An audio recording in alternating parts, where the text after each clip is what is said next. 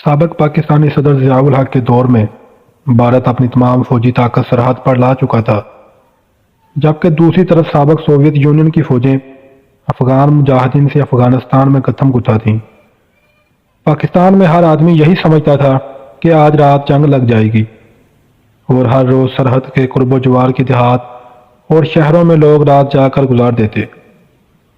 بھارتی فوج اپنے وزیر اعظم کے آرڈر کا انتظار کر رہی تھی اور کسی بھی وقت پاکستان کے ساتھ جنگ چھڑ سکتی تھی۔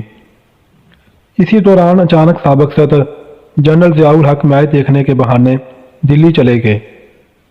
اس وقت کے بھارتی وزیر اعظم راجیو گاندھی کے مشیر بہرام نام، جس نے سارے واقعے کو بھارتی اخبار انڈیا ٹوڈے میں اپنے ایک کالم میں تحریر کیا ہے، کے مطابق راجیو گاندھی پاکستانی صدر جنرل ضیاء الحق سے ملنے پر تیار نہ تھا، مگر ان کے استقبال کے لیے اسے ایئرپورٹ جانا پڑا، جہاں اس نے پاکستانی سربراہ جنرل ضیاء الحق سے مصافحہ بھی ٹھیک نہ کیا اور مجھے کہا کہ ضیاء الحق کے ساتھ میچ دیکھنے کو جاؤ۔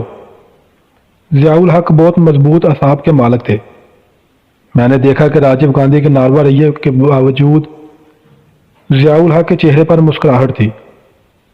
بھارتی وزیر اعظم راجیو گاندھی کو خدا حافظ کہتے وقت ضیاء الحق نے کہا، مسٹر راجیو، آپ پاکستان پر حملہ کرنے چاہتے ہیں، بے شک کریں، لیکن ایک بات یاد رکھیں کہ اس کے بعد لوگ چنگیز خان اور ہلاکو خان کو بھول جائیں گے اور ضیاء الحق اور راجیو گاندھی کو یاد رکھیں گے، کیونکہ یہ روایتی جنگ نہیں ہوگی بلکہ یہ ایٹمی جنگ ہوگی۔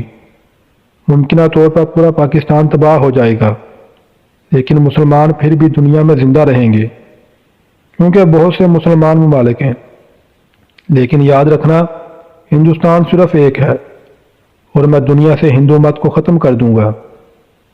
اور اگر میرے پاکستان لوٹنے سے پہلے آپ نے پاکستانی بارڈر سے فوج ہٹانے کے انڈین فوج کو آرڈر نہ دیے تو پاکستان کی سرزمین پر جا کر میرے منہ سے جو سب سے پہلا لفظ نکلے گا وہ ہوگا فائر۔ بھارتی وزیر اعظم راجیو گاندھی کے مشیر بہرام نام کے مطابق راجیو کے ماتھے پر پسینے کے قطرے نمودار ہو چکے تھے اور میری ریڑھ کی ہڈی میں سنسناہٹ تھی۔ مجھے ضیاء الحق اس وقت دنیا کا سب سے زیادہ خطرناک انسان نظر آیا۔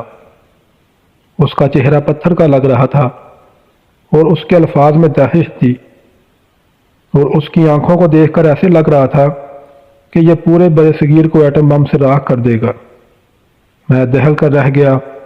پلک جھپکتے ہی ضیاء الحق کے چہرے پر مسکراہٹ لوٹ آئی اور اس نے کھڑے باقی لوگوں سے نہایت ہی گرم جوشی سے ہاتھ ملایا۔